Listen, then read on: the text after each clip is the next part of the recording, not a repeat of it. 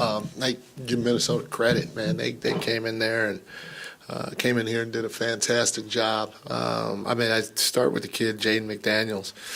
We had no answer for him to start the game, and the way he started the game offensively helped him get a lot of confidence, as well as helped his team get a lot of confidence.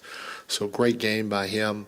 And then they just had other guys like Naz Reid, who's always been a handful of us, step up and play big for him. The kid Jalen Noel came off the bench and played extremely well. And when you get those types of contributions, as well as Conley going 6 of 8 from the floor, when you get those types of contributions from your quote-unquote role players in a tough ball game, it makes it tough. But I give them a lot of credit for the way they came out and aggressively took it to us on the offensive end of the floor by scoring. And then defensively, I thought they were really good too.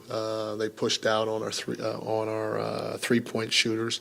Their length is really good. They made us rush quite a few threes that made it tough. And our guys, the one thing we did really well was, we only had 2 turnovers in the second half.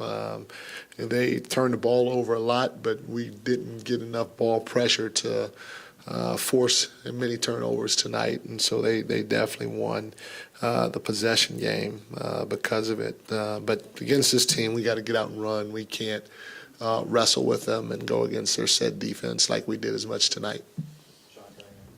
Mike, before the game, we were talking about possibility of distractions, how your team handles those things. Do you feel like any of the circumstances of tonight may have played a factor, maybe the anticipation within your group, and maybe take you out of your game a little bit? No, because I feel like they've defended us well throughout most of the year. And I think we beat them once in a double overtime game, and we went small, and Trey hit some threes to get Rudy out the paint, and, played a little different. But they've been a handful for us the entire season. So if we face them again, we're going to have to try to figure something out, and it's going to have to be more of a defensive oriented game, because at the end of the day, they're just going to push out on our guys when you got a 3-time defensive player of the year sitting in the paint, impacting you at the rim. They're going to give up those twos, and we're going to have them scoring 115 points on 46% shooting. That's enough to win the game. So we're going to have to score twos the way we do, but we're going to have to garner some stops against these guys, especially early, so that they don't have the confidence they had throughout the course of the ball game.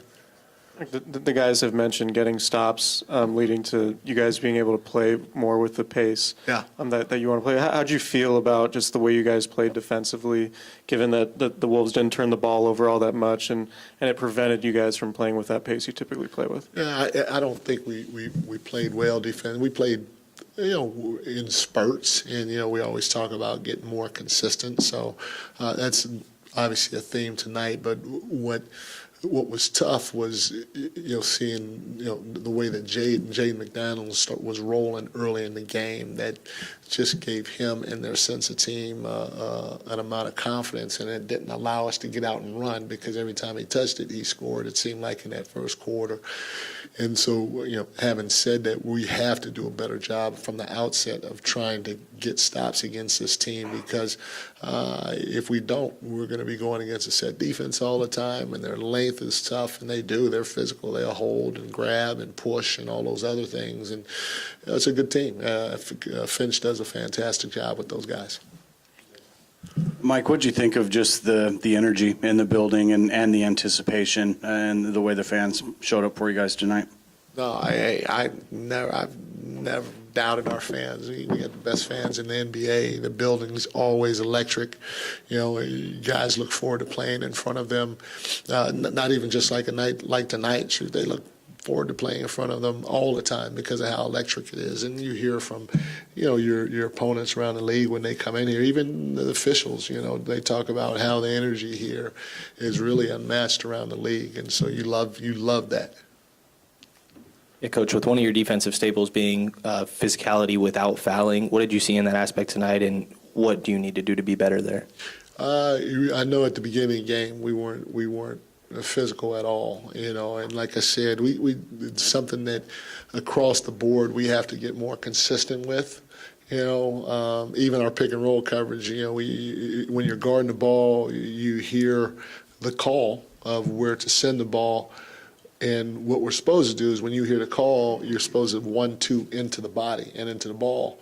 And not many of our guys do that consistently. Davion does, and Davion's an elite defender. But most times we wait, we get hit, and then we're chasing the ball downhill, and it causes a domino effect, especially how small we are at times on the backside. So, again, it's something we're going to keep working on. It's something we're going to keep preaching.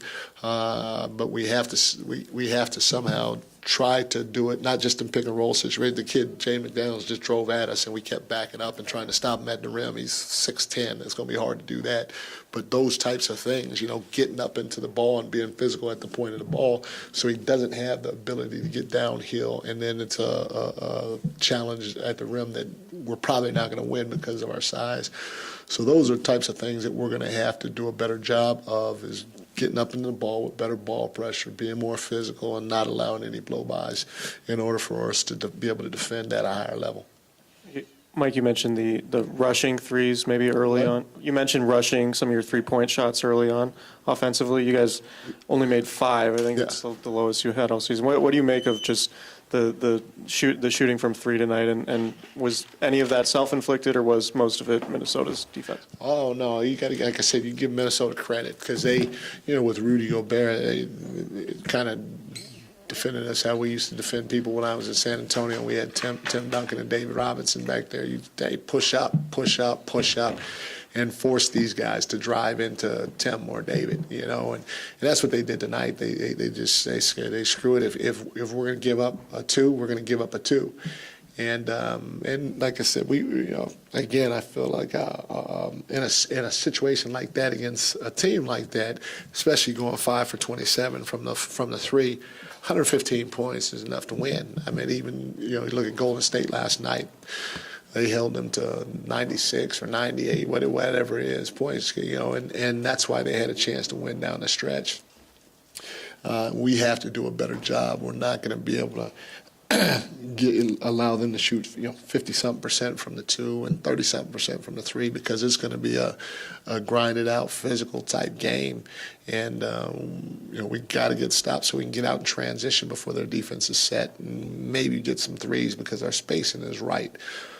If we don't, we're moving around or trying to do our stuff. When they do close out on us, they're closing out with some pretty big bodies.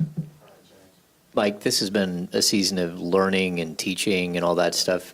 Is this one of those games where we talked about it before, where it could be a positive if, going into a game like this, but can you still take some positives out of it and some teaching moments out of this game about how to, handle a chaotic game that has so much on the line? I'm a firm believer, win or lose, you can always take things away from a ball game, and it wasn't in the second half we had 8 turnovers in the first half, or 7 or something like that. In the second half, our guys went out there and they had 2 turnovers, so there were some things. We had 17 second chance points, I think.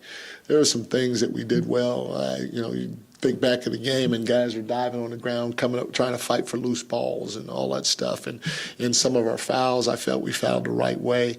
So there are some things we can take away from this ball game, but I know against that particular team in the Timberwolves, we're going to have to be more impactful defensively than what we were tonight, and not allow guys like especially the role guys. Jane McDaniel starts 6 for 6 from the floor, or whatever he started, and he's their leading scorer at 20 points a game. You getting a guy like that, and that's no knock against him, but that's how hard it is when you have 1, 2, you got 7 guys in double figures. With him being your leading scorer, and I thought Noel played well, and then Reed, and so what that means, in my opinion, especially the way that they're defending us, is we keep doing what we're doing offensively, keep taking the 3 ball if it's there, but we just have to find a way to generate more stops and make the game a little harder for their role players, so the role players aren't shooting